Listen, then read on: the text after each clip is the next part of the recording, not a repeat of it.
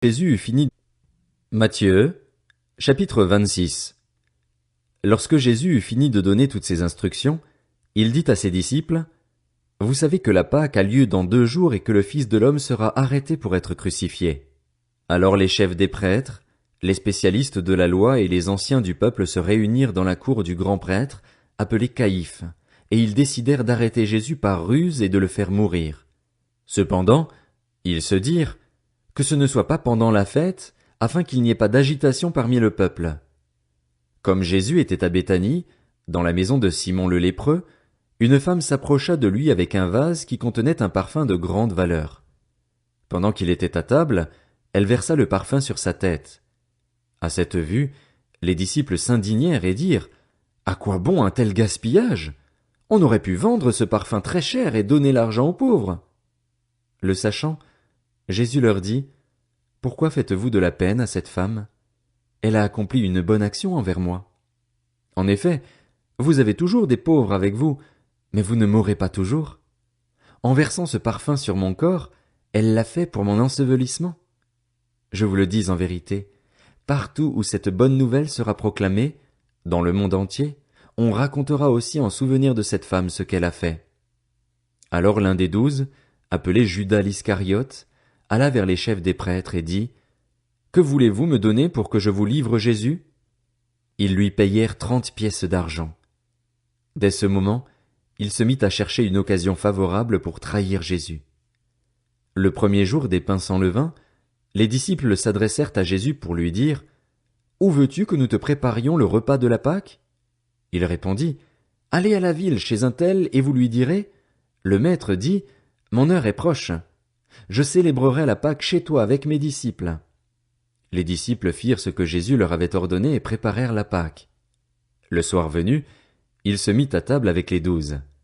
Pendant qu'il mangeait, il dit, « Je vous le dis en vérité, l'un de vous me trahira. » Ils furent profondément attristés et chacun se mit à lui dire, « Est-ce moi, Seigneur? » Il répondit, « Celui qui a mis la main dans le plat avec moi, c'est celui qui me trahira. » Le Fils de l'homme s'en va, conformément à ce qui est écrit à son sujet, mais malheur à l'homme par qui le Fils de l'homme est trahi. Mieux vaudrait pour cet homme qu'il ne soit pas né.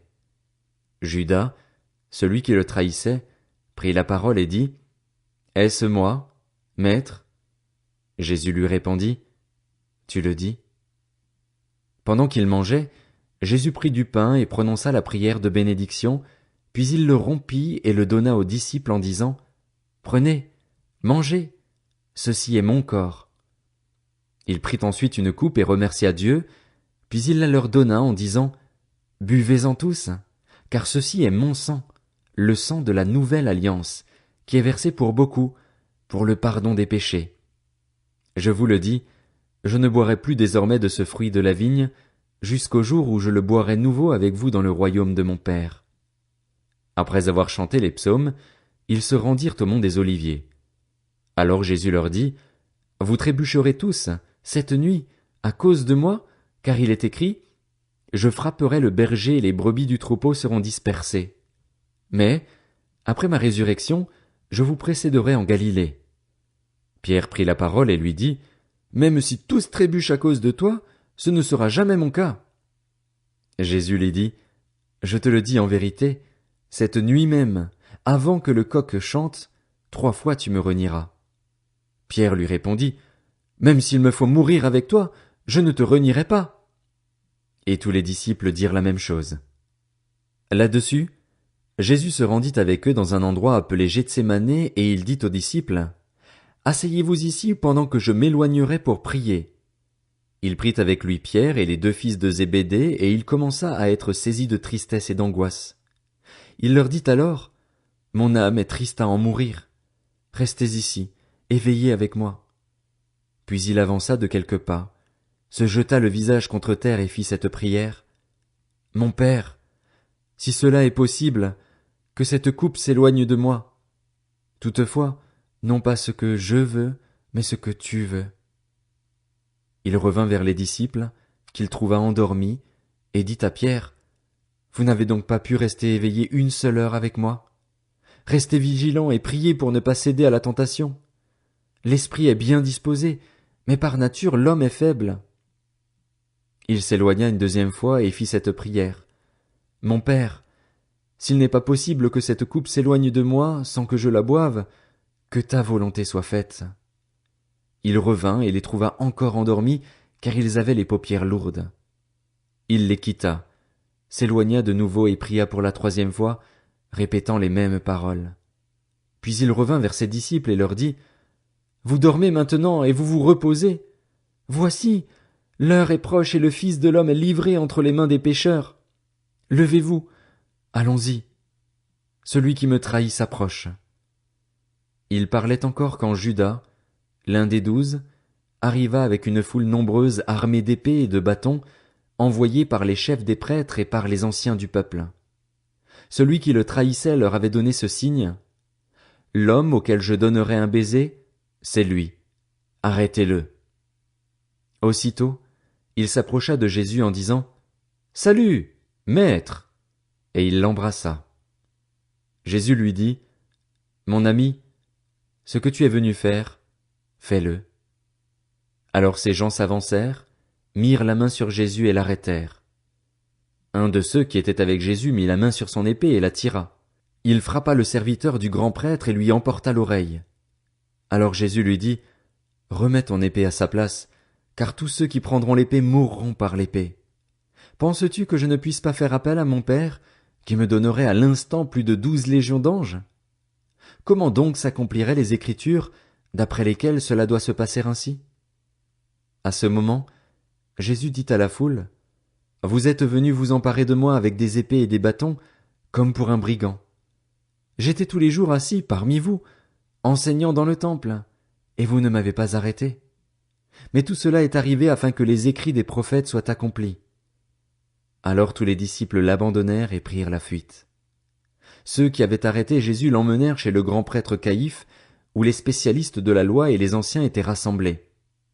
Pierre le suivit de loin jusqu'à la cour du grand prêtre, y entra et s'assit avec les serviteurs pour voir comment cela finirait.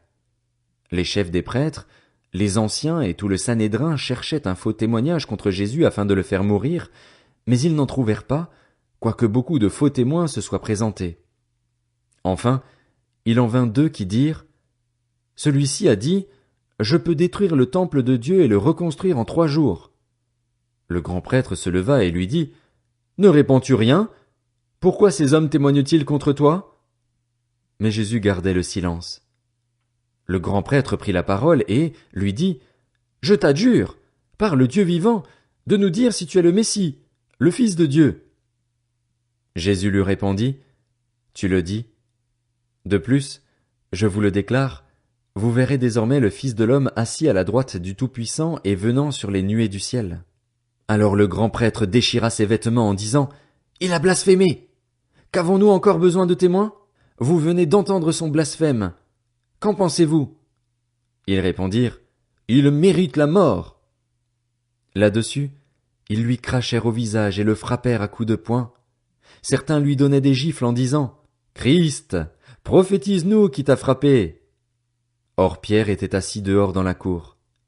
Une servante s'approcha de lui et dit, « Toi aussi, tu étais avec Jésus le Galiléen. » Mais il le nia devant tous en disant, « Je ne sais pas ce que tu veux dire. » Comme il se dirigeait vers la porte, une autre servante le vit et dit à ceux qui se trouvaient là, « Cet homme aussi était avec Jésus de Nazareth. » Il le nia de nouveau, avec serment, « Je ne connais pas cet homme. » Peu après, ceux qui étaient là s'approchèrent et dirent à Pierre, « Certainement, toi aussi tu fais partie de ces gens-là, car ton langage te fait reconnaître. » Alors il se mit à jurer en lançant des malédictions. « Je ne connais pas cet homme. » Aussitôt un coq chanta. Pierre se souvint alors de ce que Jésus lui avait dit, « Avant que le coq chante, tu me renieras 3 fois. » Il sortit et pleura amèrement.